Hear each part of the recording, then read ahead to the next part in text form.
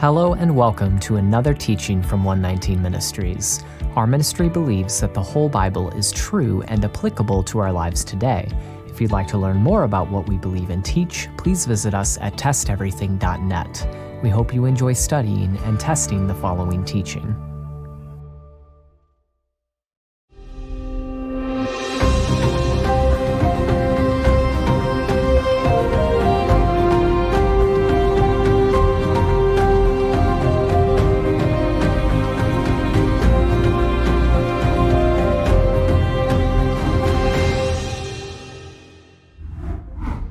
How should we respond when someone wrongs us? In Matthew 5, verses 38 through 42, Jesus, or Yeshua as he is called in Hebrew, offers a surprising answer to that question. He references a commandment found in the Torah and then proceeds to explain how he expects his followers to respond when they are slapped, sued, and mistreated. He says, "Do not resist the one who is evil."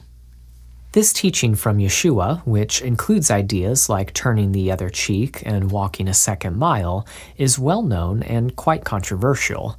This passage has often been interpreted as an example of Yeshua contradicting or undermining the law of Moses. Also, many have understood this passage to imply that Yeshua wants his followers basically to be pushovers and to let bullies walk all over them. But is that really what Yeshua is saying? In this teaching, we will look at Matthew 5 verses 38 through 42 in light of its cultural and historical context, which will shed some light on what Yeshua means when he says not to resist the one who is evil. Let's jump in. Matthew 5 verses 38 through 42. You have heard that it was said, an eye for an eye and a tooth for a tooth. But I say to you, do not resist the one who is evil. But if anyone slaps you on the right cheek, turn to him the other also. And if anyone would sue you and take your tunic, let him have your cloak as well. And if anyone forces you to go 1 mile, go with him 2 miles. Give to the one who begs from you, and do not refuse the one who would borrow from you. The first thing to note about this passage is that Yeshua is contrasting his teaching with what his audience has heard about an eye for an eye and a tooth for a tooth. Before we get into the details of Yeshua's teaching, what exactly is an eye for an eye and a tooth for a tooth? The law of just compensation. An eye for an eye and a tooth for a tooth is a quotation from the Torah, and it refers to the principle of just compensation for loss, or as it is known in Latin, lex talionis. Here is one place in the Torah where this quote is found. Exodus 21 verses 23 through 25. But if there is harm, then you shall pay life for life, eye for eye, tooth for tooth, hand for hand, foot for foot, burn for burn, wound for wound, stripe for stripe. The idea here is that if you injure someone's eye, you must compensate them for the value of that eye. Significantly, except in the case of life for life, that is, capital punishment for murder, this law was not intended to be taken literally. The Torah does not call for physical mutilation. That wouldn't make much sense from a legal perspective. How would literally poking out someone's eye make up for losing your own eye? Instead, the loss was usually assigned monetary or some other value, which was then paid to the victim. For example, immediately following the eye for an eye passage in Exodus 21 verses 23 through 25, the Torah states that if a master injures his slave's eye or tooth, he does not recompense that injury by literally losing his own eye or tooth. Instead, he recompenses that injury by letting the slave go free. This indicates that the expression an eye for an eye and a tooth for a tooth is not meant literally. It is a metaphor for expressing just and fair compensation for loss. Our modern judicial system is actually based upon this same principle. For instance, if you are injured in a car accident because someone rear-ended you, the law does not require that the person who hit you have the back of their car smashed and be given physical injuries to match yours. The law requires that you be compensated with money to heal your injuries and repair your car. What is important to recognize about this law is that, contrary to popular assumptions, it is not about getting personal vengeance. It is not about hurting someone because they hurt you. In fact, the Torah elsewhere explicitly prohibits taking personal vengeance. Leviticus 19, verse 18. You shall not take vengeance or bear a grudge against the sons of your own people, but you shall love your neighbor as yourself. I am Yahweh. The point of eye for an eye is actually to prevent personal acts of vengeance. It does this in two ways. First, the law must be applied within the judicial system. If someone kills your sheep, you cannot personally go steal his sheep to make up for it. If you desire compensation for your loss, you must bring the matter to the judges, who then decide the appropriate punishment and restitution. Second, the law restricts the amount of compensation a person could demand to be proportional to the value of the actual loss. For example, if someone kills your sheep, you cannot take their entire herd, their ox, their grain field, and their firstborn child as compensation. You can only seek the value equivalent to the lost sheep. So, this is a very good principle, and again, it forms the foundation of our own modern judicial system. Eye for an eye is ultimately about justice under the law. It's about preventing vigilante acts of vengeance, holding people responsible for their actions, and requiring guilty parties to make things right with those whom they wronged. Before we move on, there is one more point worth mentioning. Despite the great wisdom of legal principles like eye for an eye, the reality is that we still live in a fallen world full of injustice. Justice is often out of reach in this world because of sin, corruption, and oppression. The Torah itself acknowledges this reality and promises that one day God himself will vindicate his people. God assures us that recompense belongs to him and that we can trust that he will repay in his timing. So even in the Torah itself, there is this notion that justice is out of reach in our fallen world, and that God is the ultimate provider of justice. Hence, we can trust God to vindicate us instead of thinking that we must take matters into our own hands. With that said, let's get back to Yeshua's teaching on this topic. But I say. After quoting the eye for an eye principle from the Torah, Yeshua starts his teaching with, "But I say." In doing so, he contrasts his teaching with what his listeners have heard about an eye for an eye. This contrast has led some to conclude that Yeshua's teaching here actually opposes the Torah. Andy Stanley's comments on this passage are representative of this perspective. Quote, "We can't begin to imagine how unbiblical this sounded to first-century Jews whose entire scriptures were built on an ethic to the contrary."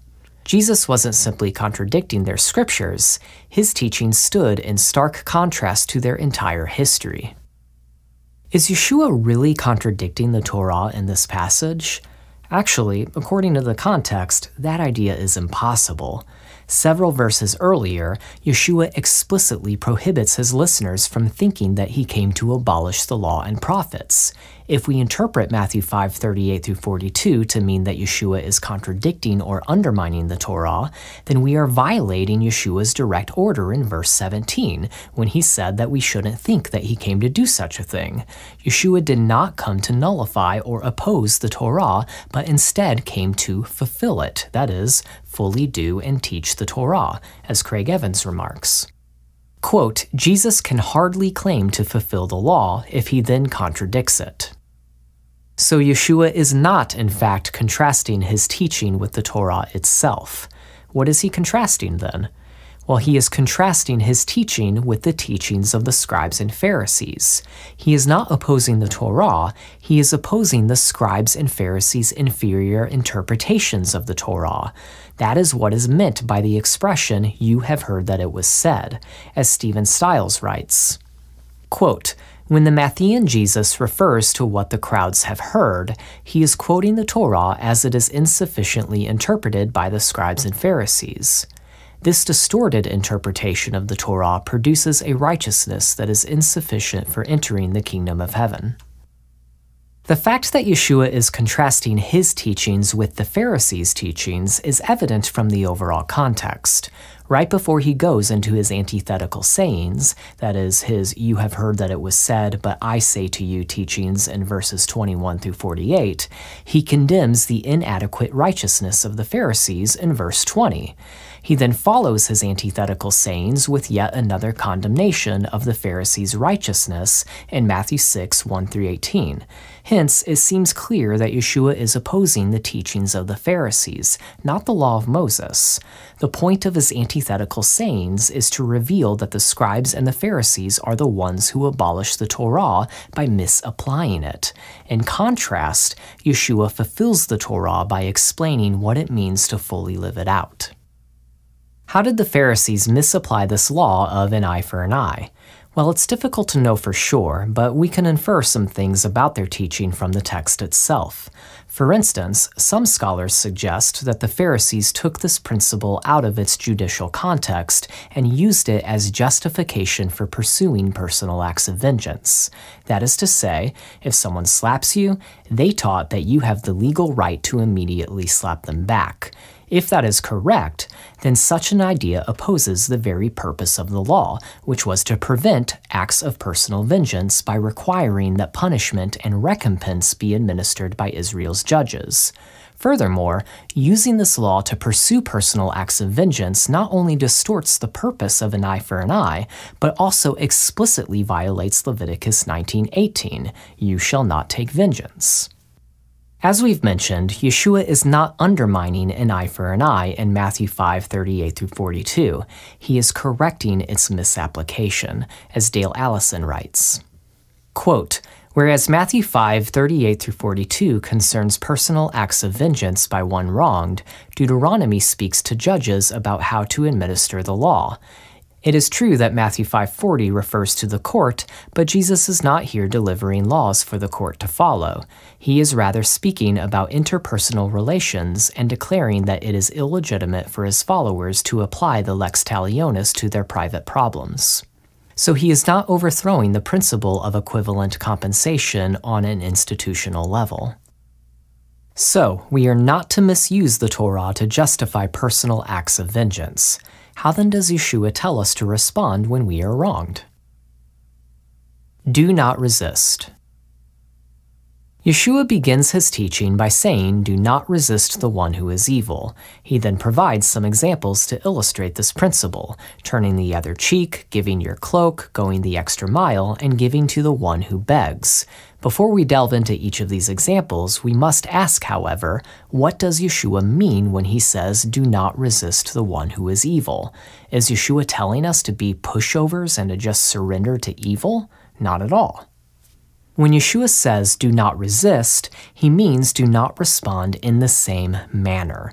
As the three examples he gives will demonstrate, Yeshua is not saying that you must allow evil to happen without any opposition whatsoever. Rather, he says to stand against your oppressor in such a way that you don't become an oppressor yourself. You are to counter evil with good, as the Apostle Peter puts it. 1 Peter 3, verse 9, "Do not repay evil for evil or reviling for reviling, but on the contrary bless, for to this you are called, that you may obtain a blessing." The Apostle Paul says the same thing. Romans 12, verses 17 through 21, "Repay no one evil for evil, but give thought to do what is honorable in the sight of all. If possible, so far as it depends on you, live peaceably with all. Beloved, never avenge yourselves, but leave it to the wrath of God. For it is written, 'Vengeance is mine, I will repay, says the Lord.' To the contrary, if your enemy is hungry, feed him. If he is thirsty, give him something to drink, for by so doing you will heap burning coals on his head. Do not be overcome by evil, but overcome evil with good." 1 Thessalonians 5, verse 15, "See that no one repays anyone evil for evil, but always seek to do good to one another and to everyone." This is Yeshua's point. As a member of the Messiah's kingdom, the way to address evil and receive justice is not to resort to personal acts of vengeance. It is to overcome evil with good and to trust that God will bring about justice in his own perfect way. That is precisely what Yeshua says several verses earlier. As we suffer for doing good, we are earning heavenly rewards. As promised in the Torah, God is the one who vindicates us. Matthew 5 verses 11 through 12. Blessed are you when others revile you and persecute you and utter all kinds of evil against you falsely on my account. Rejoice and be glad, for your reward is great in heaven, for so they persecuted the prophets who were before you. Let's explore the 3 illustrations Yeshua gives and see how they accomplish this goal of overcoming evil with good. Matthew 5 verse 39. But if anyone slaps you on the right cheek, turn to him the other also. Is Yeshua saying that we cannot defend ourselves when someone attacks us? While this verse has often been taken that way, that's not actually the point.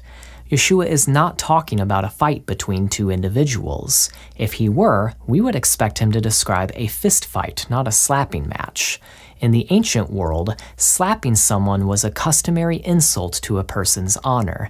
It was intended to humiliate and degrade them in the eyes of others. That is the scenario Yeshua describes here. So, how does Yeshua tell his followers to respond to such an insult to their honor? Again, they are not to respond in the same manner. They are not to slap back to try to regain some sense of honor for themselves in the world's eyes. However, and this is important, they also don't cower in shame either. They don't accept the insult. Instead, they reject the entire premise of the insult. How do they do that?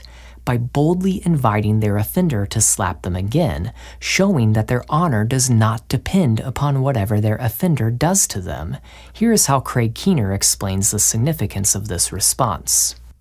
Quote, in the case of an offense to one's personal dignity, Jesus not only warns the offended disciple not to retaliate, but suggests that the disciple indulge the offender further. By freely offering one's other cheek, one demonstrates that one does not value human honor. In a sense, this could constitute a form of resistance by showing contempt for the value of the insulter's, and perhaps the onlooker's, opinions. Even in a society obsessed with honor and shame, a disciple must be so secure in his or her status before God that he or she can dispense with human honor. Such a person need not avenge lost honor because this person seeks God's honor rather than his or her own. As we can see, Yeshua does not advocate for his followers to just surrender to evil. Rather, this response is a way of standing against an oppressor without adopting their tactics. Moreover, it effectively undermines an oppressor's effort to insult you because, as a member of the Messiah's kingdom, your honor does not depend upon worldly systems of honor and shame. Your honor is determined by God, who has promised heavenly rewards to those who are reviled on account of the Messiah. Turning the other cheek is saying, your attempt to shame me means literally nothing. It is saying, I am not defined by your insults. I am defined by who God says I am. Hit me again. I want my heavenly rewards. So, far from being a pushover, in this historical context, turning the other cheek is an act of defiance. It entirely flips the script. And since this customary insult would be public, think about the impact this might have upon the crowd. Your response could potentially cause others to second-guess the legitimacy of the world's value system as well. You can imagine them thinking, yeah, this person is a nut, but maybe he has a point. Why should we let some bully determine our honor? The next example continues this theme of opposing injustice by undermining it entirely. Let's continue. Matthew 5 verse 40, and if anyone would sue you and take your tunic, let him have your cloak as well. What is Yeshua describing here? Well, in ancient times, unless you were wealthy, you typically only owned one set of 2 types of garments. A tunic, which was your inner garment, and a cloak, which was your outer garment. What is interesting is that there is a commandment in the law of Moses that relates to this illustration.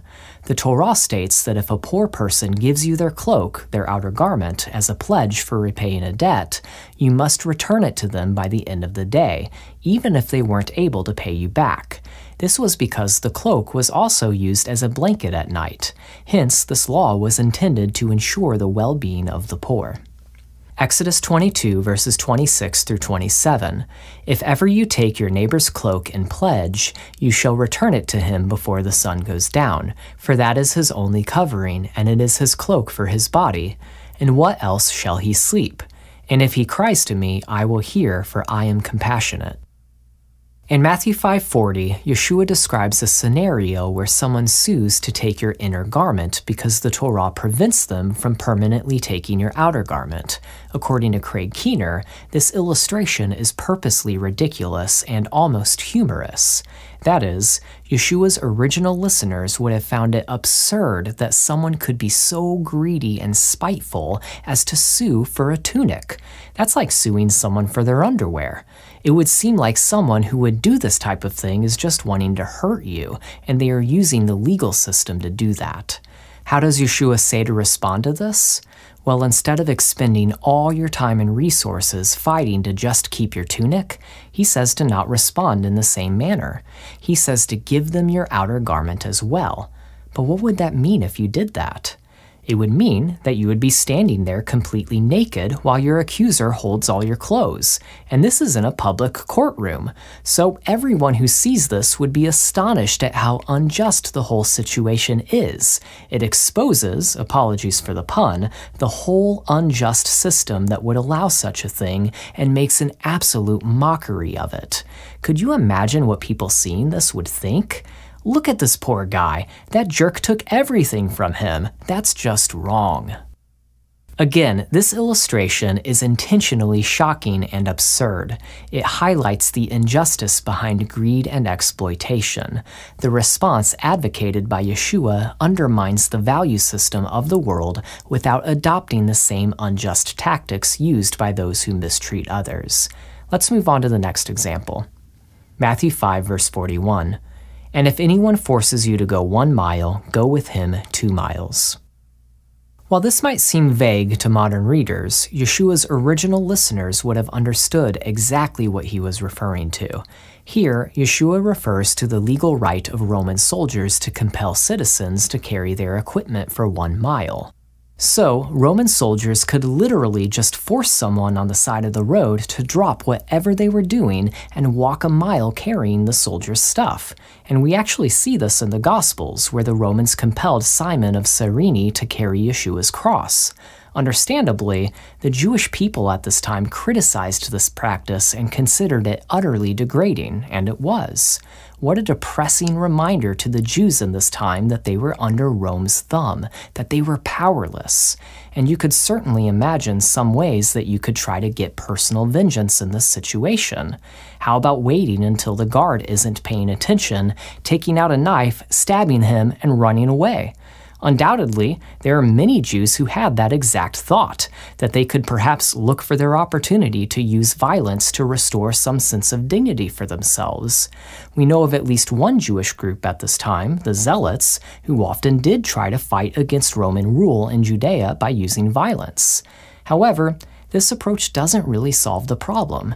In fact, it often creates more problems, as we see with the First Jewish-Roman War in 66 through 73 AD, which led to countless deaths and the Second Temple's destruction. So, how does Yeshua tell his followers to respond to this situation? Once again, within the original cultural context, his teaching undermines the entire system. Instead of stopping at the 1 mile required by Roman law, Yeshua instructs his followers to go a 2nd mile. Why? Because doing this goes beyond what oppressed Roman citizens are required to do for the soldiers over them. To put it another way, Yeshua says that his followers are not to behave like oppressed citizens. Going 2 miles instead of the 1 required by Roman law is something that you would only do for someone you cared about, someone who is an equal. Yeshua effectively turns this legal obligation for oppressed citizens into a voluntary and loving action performed by an equal. This response is not being a pushover, and it's not taking personal vengeance. It is undermining the unjust system entirely. Yeshua is saying that you are not defined by how the Roman soldier treats you. You are defined by who God says you are.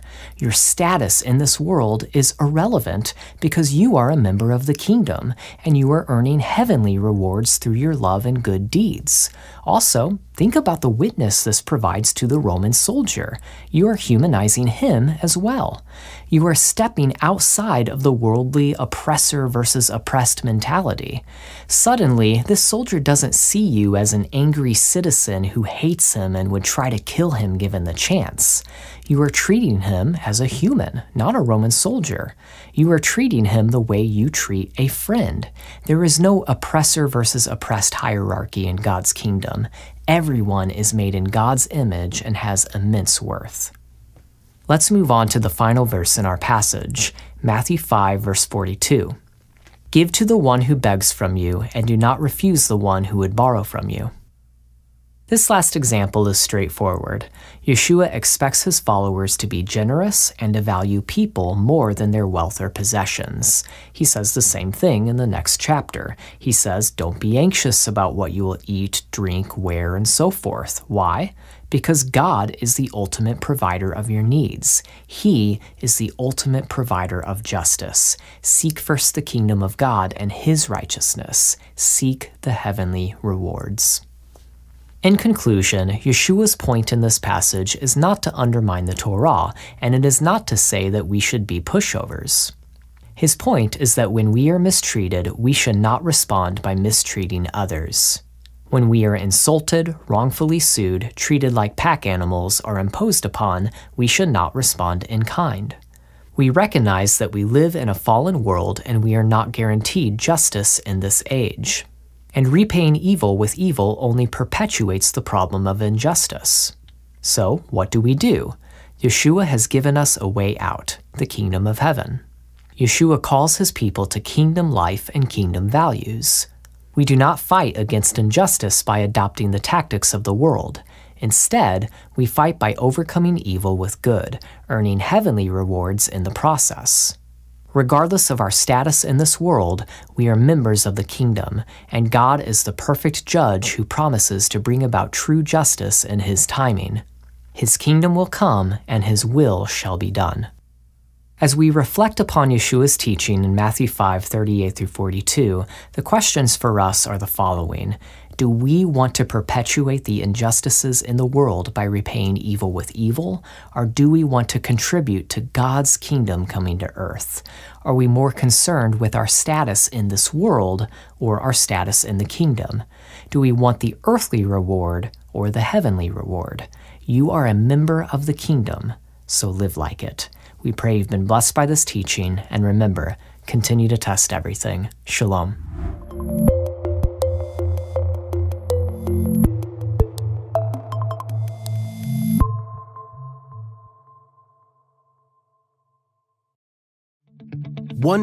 Ministries has produced hundreds of biblical teachings, and now you can own all of them on one physical device.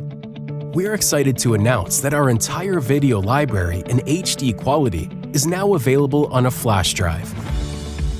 This drive can be plugged into your PC, phone, tablet, or anything else with a USB or USB-C port. The drive also contains written transcripts of our teachings for those who prefer to read rather than watch. Of course, we still offer all of our material for free at testeverything.net, but having a physical copy will allow you to watch our videos anywhere and anytime without the need for an internet connection. Having a physical copy will also ensure that our teachings are available if we are ever removed from video websites, which is a danger that ministries around the world are facing more and more. We want to continue to reach as many people as possible. Now, you might be asking, but what about all the new teachings released every week? Well, in addition to receiving all our past teachings, your purchase comes with free updates for life. Each flash drive comes with instructions that will allow you to easily download and store new teachings as they are released. Or mail us in the flash drive once a year, and we will update it for you and send it back at no charge to you. We hope you are blessed by this new resource. And as always, any proceeds our ministry receives goes right back into producing more teachings. Get your 119 flash drive today by going to 119flashdrive.com.